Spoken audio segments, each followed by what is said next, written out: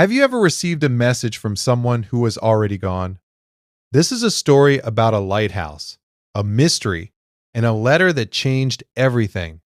On the edge of a rocky cliff, there stood a tall white lighthouse. Its name was Cape Hollow Light.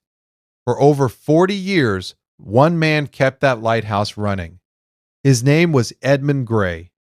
Edmund was a quiet man. He had no wife, no children, no close friends in town. Every night, he climbed the long spiral staircase to the top. He turned on the great light, and he watched over the sea until morning. The fishermen trusted him. The sailors depended on him, and the town respected him, even if they didn't really know him. But one cold November morning, the lighthouse went dark. People noticed right away. The fishermen looked toward the cliff. The harbor master called. No one answered. A young woman named Sara Colton drove up the cliff road to check on Edmund. Sara worked at the local post office. She had delivered Edmund's mail for 3 years. Sometimes he would wave from the door. Sometimes he would offer her a cup of tea.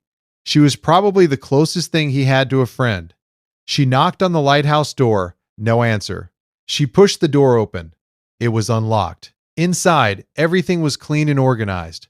The kettle was on the table, cold. A half-eaten piece of bread sat on a plate.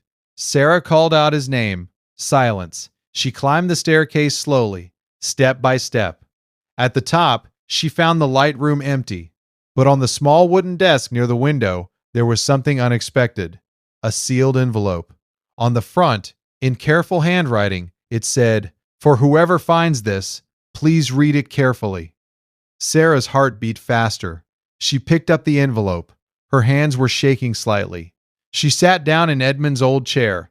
The sea was gray and wide outside the glass. The wind pushed against the windows. She opened the letter. Inside was a single sheet of paper. The handwriting was neat, but slow, like someone who had taken a lot of time with each word. The letter began, "My name is Edmund Gray.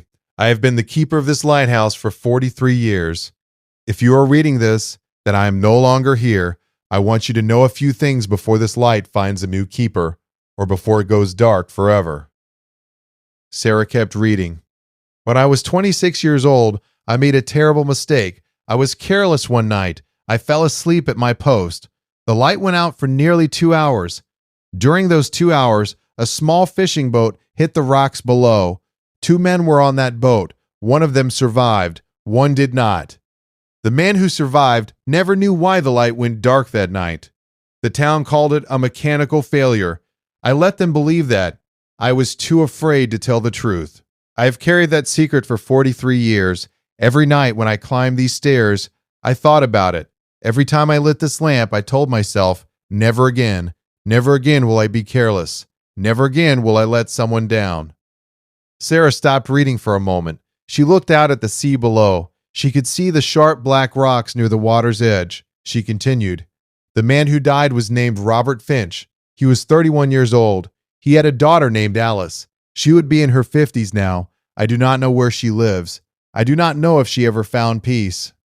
I am leaving this letter because a secret kept too long becomes a prison. I lived inside that prison for most of my life. I hope that by telling the truth now, even after everything, I can finally give something back. To Alice Finch, if this ever reaches you, I am sorry. Your father deserved better. You deserved better. I cannot change the past, but I no longer want to hide from it. To whoever keeps this light next, please love this work. Please stay awake.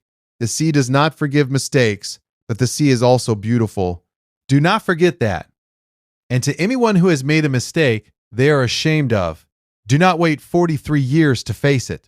The weight will only grow heavier. With honesty, finally, Edmund Gray." Sara sat in that chair for a long time. Outside, the sea moved slowly. Seagulls called in the distance. She folded the letter carefully and put it back in the envelope.